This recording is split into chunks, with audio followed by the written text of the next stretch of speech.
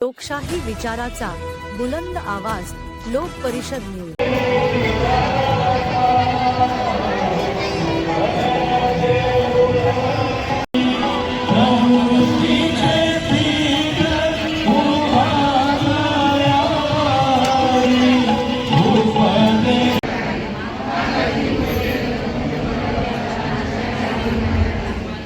हे सेनाधीश परमेश्वरा, माझ्या राजा, माझ्या देवा, कोठे बांधण्यास फळ मिळाले आहे।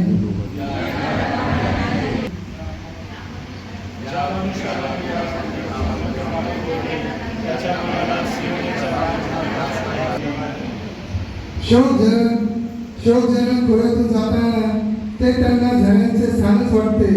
अगोटीच्या पावसात त्यांची आवाजाने करतो।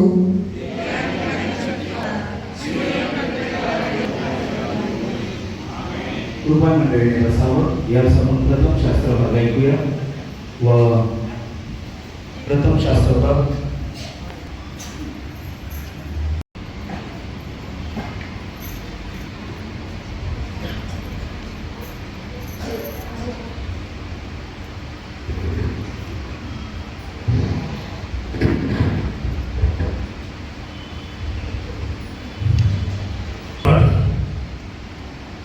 दूसरा इतिहास 7वां अध्याय 11 ते 16।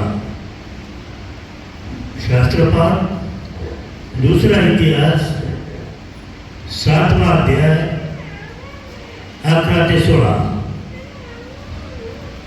शलोमोनाला परमेश्वराचे दुसऱ्यांदा दर्शन। या प्रकारे शलोमोनाने परमेश्वराचे मंदिर व राजमंदिर बांधण्याचे संपविले आणि परमेश्वराच्या मंदिरात व आपल्या मंदिरात जे काही करायचे त्याने मनात योजले होते ते त्याने उत्तम प्रकारे सिद्धीस नेले। परमेश्वर शलोमोनास रात्री दर्शन देऊन म्हणाला, मी तुझी प्रार्थना ऐकली आहे आणि हे ग्रह यज्ञगृह व्हावे म्हणून मी आपल्याकरिता निवडले आहे। प्रजा नष्ट होऊ नये म्हणून मी जर आकाश कपाटे बंद केली किंवा जमिनीचा उपज करून त्या लोकांमध्ये मळी पाठवली तर माझे नाव ज्या दिले आहे त्या माझ्या लोक ते आपल्या दृष्ट मार्गापासून परावृत्त झाले तर मी स्वर्गातून त्यांची विनंती ऐकून त्यांच्या पापाची क्षमा करेन व त्यांच्या देशातून क्लेश नाहीशी करेल। जी प्रार्थना या स्थानी करण्यात येईल तिच्याकडे माझे डोळे उघडे राहतील व माझे कान लागतील। या मंदिरी माझे नाव सर्व काळ राहावे म्हणून मी हे निवडून पवित्र केले आहे। माझे नेत्र व माझे मन ही येथे सतत लागलेले राहतील।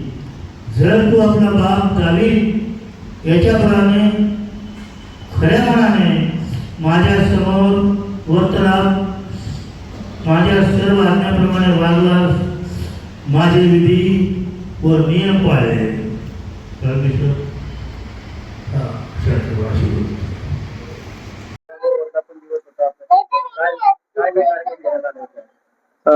क्राइस्ट चर्च छावणी छत्रपती संभाजीनगर याचा 151वा वर्धापन दिन आज आम्ही साजरा केला आणि आज विशेष दिवस म्हणजे येशू नामाचा सण हा देखील साजरा केला जातो आणि मिशन स्थापना दिन म्हणजे क्राइस्ट चर्च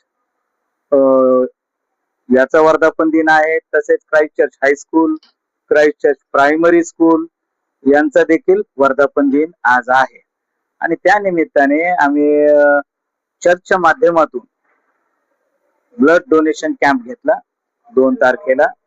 त्याच्यानंतर धार्मिक सांस्कृतिक कार्यक्रम चर्चच्या वतीने घेण्यात आले। तरुणांच्या वतीने